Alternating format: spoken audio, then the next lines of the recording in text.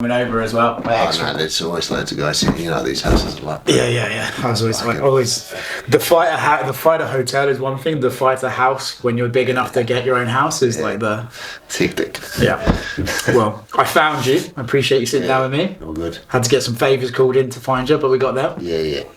When I'm not gonna lie, I saw your text, but I'm like, fuck that. But then Ash called me and I said, okay, I'll miss him. I know. I said to Ash, that's not. That's got nothing to do with you. That's my common response. I guessed. I wasn't offended. Common response is no response. I remember the first time I even got your number, I said, would you do an interview? And you just looked at me and didn't reply. I was like, so. When did you get in? No, Thursday night I got in. Okay. Yeah. Taking the Craig Jones role. Sweeping in the last second. That is 100% what I'm trying to do. I'm taking a page out of his book. Yeah. And I'm going to come and take all the glory. Yeah. And so out of this fight, pick some content, pick a particular bit of niche content I can make 1,000 DVDs out of. Yeah. He's good at that. It's almost like his entire brand. He's real good at that. Yeah. He's actually, I think, I would say out of this particular sport, the guy who's basically made recreational cocaine usage a gimmick. Yeah, look, man, I joke about it a lot, but he knows how to market himself. And you're only hot for a short period of time, especially in jiu-jitsu, bro. Yeah. You can be easily forgotten, so he's making the most of it. Well, I feel like with him, it's almost like him and Gordon need to get it back because, like, he's getting a bigger brand. Gordon's obviously a superstar in that sport. I told him the other day, it just feels like it's crescendoing nicely. For sure. But what happens even more than in jiu-jitsu than it does in UFC and MMA is that your relevance is so tied in with your competitive career. Yeah. Because you see all the time great jiu-jitsu stars within a year of being retired, or a couple just be like, where are these guys? Like, they just disappear off the radar. So it's really tied into that. Yeah. Which is how you don't want your brand to be, right? Yeah. What's funny is you mentioned that because this week I've been looking at stuff and I felt like a few years ago in MMA it was like okay to lose. Like it was like part of this, the reason why we're different than boxing is you can lose in MMA and it's all good. But now as the sport's become more mainstream, I look at like the reaction to Rob this week after he lost to Dricus and I get the sense that it's like, oh, he lost to Dricus, he's kind of done. I get the sense that now more mainstream it's like less okay to lose in MMA. No, for sure, that's definitely wasn't the predominant way of thinking quite a few years ago. Yeah. But the market changes. Like people being born today, it's going to be so much different than Tell me about it. I look at some of the people in the media. I'm like, fuck, I don't know how I do that. Yeah. We're obviously here for Volkanovski. He said just now the ceremonial weigh-ins where he did his final face-off, he said Ilia crumbled at the press conference and he's going to crumble again tomorrow night. I don't know if you caught the press conference, I don't know if you caught the face-off, but I do wonder if you can relate or at least appreciate how a young star has talked such a big game that finally when fight day actually arrives, it might be like, oh, I did talk a big game and the pressure might start to arrive. You've got to understand that if you get a title shot in your career, you're very, very lucky, and you're lucky to get one, and if you get two, you're extremely lucky, and you have this one shot to do it, and why not make that the shot where you put yourself in a position where everything's on the line, your reputation, absolutely everything. Put it on the line then. That's the pinnacle of the sport. You can't go any higher if you're going to put it all on the line. Say outlandish things. Be confident. Well, what happens if it does work out for you? Yeah. You blow up. Mm-hmm. If you be conservative and take it easy, that's one approach, and that suits some people. But if you're ever going to go out there and put it all on the line, be outlandish, be confident, this is the one to do it. Because imagine if the kid gets it done. Yeah. Instead of going to here where he would normally go, he goes to here. Yeah. And that's what I think is the real reason behind his behaviour. I think he's like, I made it to this spot. When I get to the next spot, instead of just getting over that hump, let's just boom, I'll blow up because of this. And I think that's the mindset. And it's not a bad one. Yeah. It's interesting, right? Because at the press conference, he grabbed Volk's belt and said he's going to fuck him up and all that, the usual sort of stuff. And then during the face-off, when like the mics aren't there, he was picked up saying like, "I respect you as a man. I respect you as a fighter. I'm just trying to live my dream." It's almost like he walked it back immediately, just to.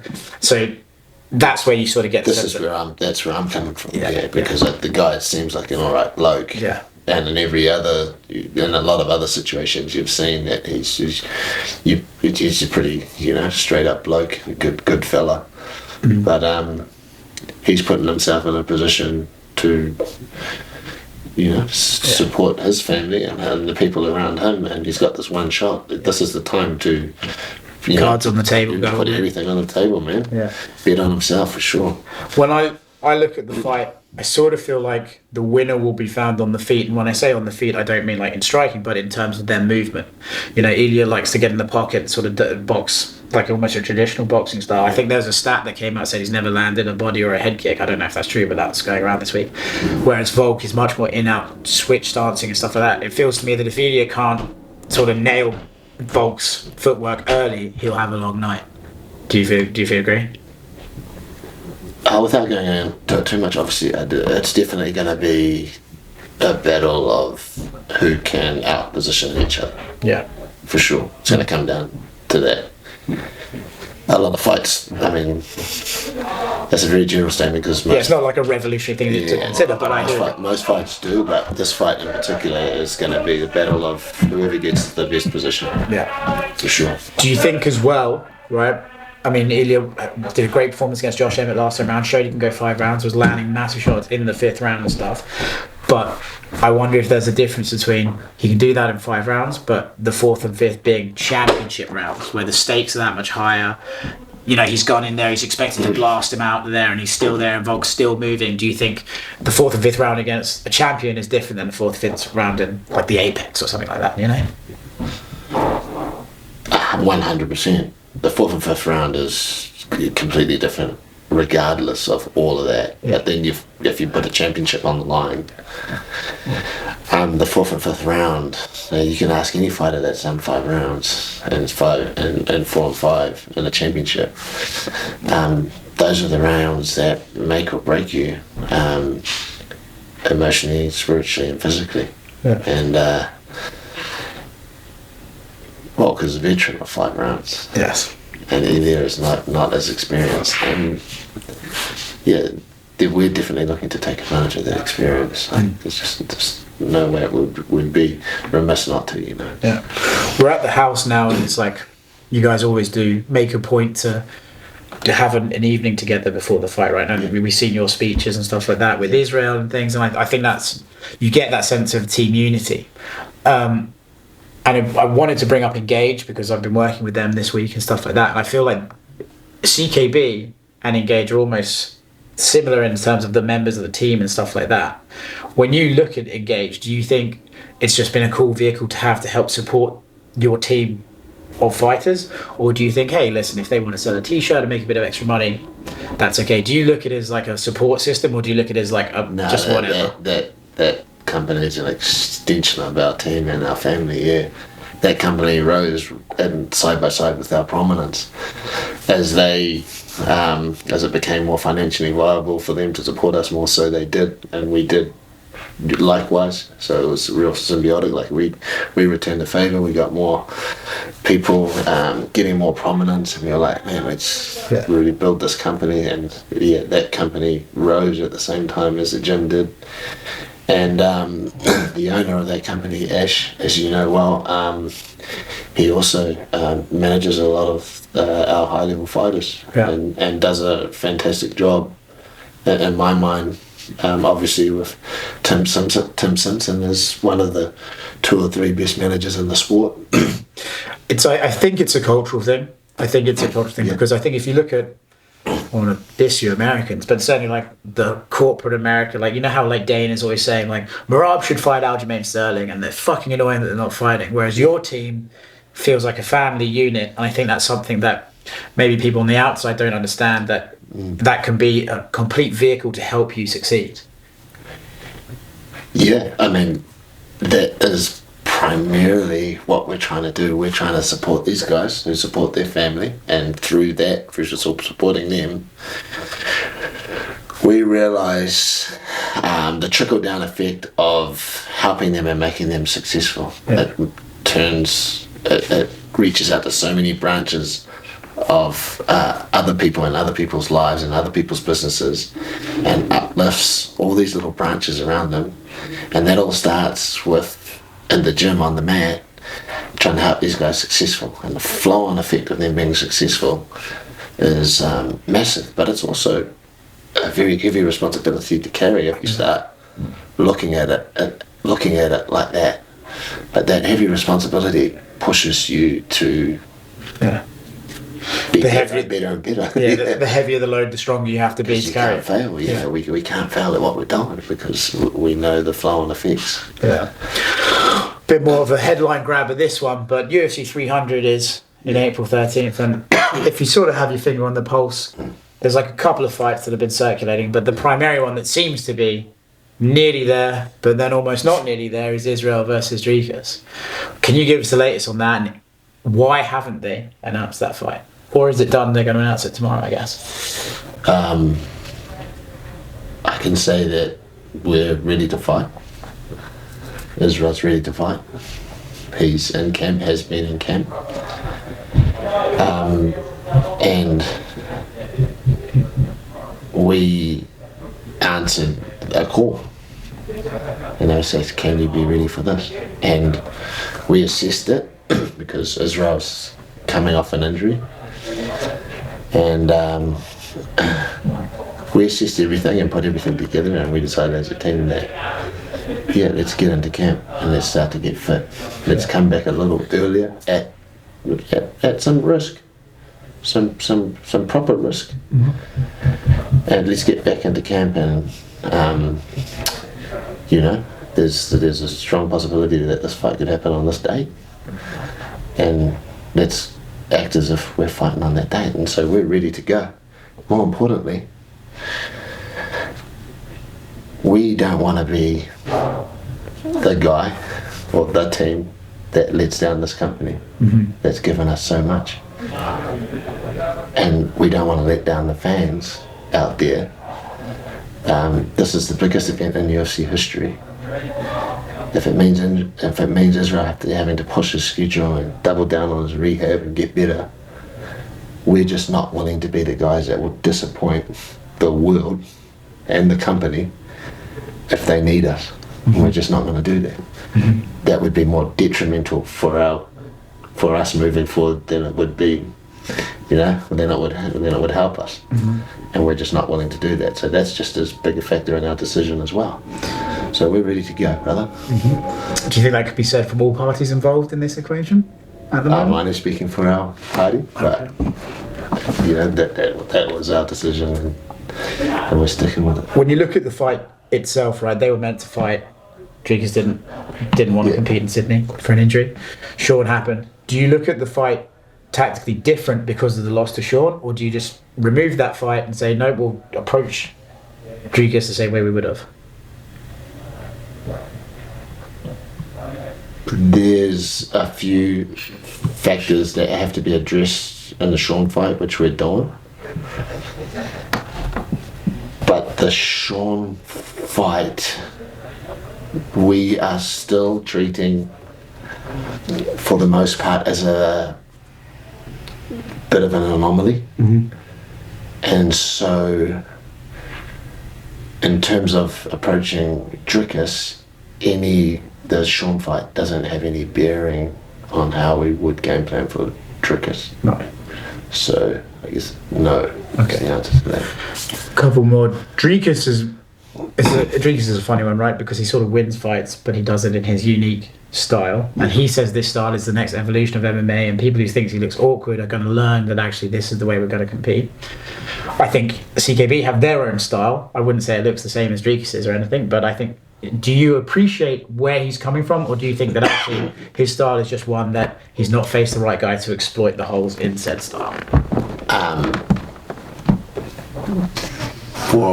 His style is not unique, okay, and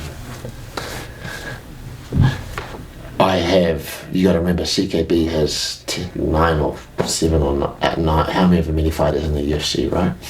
But I have about 60, 70 professional fighters plus all the amateurs. Congrats on the new gym, by the way. No, yeah, thank you. And so what you learn in the sport is that when a good coach will take a fighter and take all of his attributes and he'll shape that fighter's game around those attributes. And if one of your attributes is that you're a bit awkward and you don't punch conventionally, you don't kick conventionally, you have a kind of an offbeat rhythm, offbeat timing, then you take that and refine it. Yeah. And I have many guys in my gym that fight almost identically like him, because you understand that there's great benefits to that. And for the most part, most coaches, good coaches, will do that. When you go to a gym and they all look robotic and they look exactly the same, that's kind of a red herring. You're like, man, this guy's just training everybody, all these different individuals to be exactly the same. So it's not a unique style. It's one that you can see in the sport. What's unique about it is he's managed to make that kind of style get to the top of the world, where it hasn't previously necessarily been there. But you have to believe, or I'm definitely believe that every style, every individual, every fighter has weaknesses, as they do strengths. And when there's weaknesses, your job is just to find a way that your fighter can take advantage of them. And my fighters are no exception to that rule. They have strengths and weaknesses as well. And so that's what the game's about. That's the interesting part of the game behind the scenes that I love and all the other coaches love getting into. Without going into too much detail, you've seen it in the gym then. How does Izzy's style match up against that one?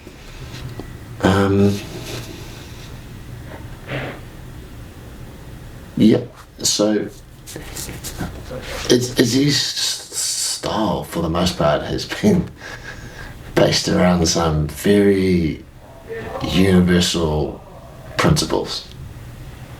And what that means is they're transferable to a vast array of different opponents. So they're rules that basically apply to the rules and principles that apply to the individual or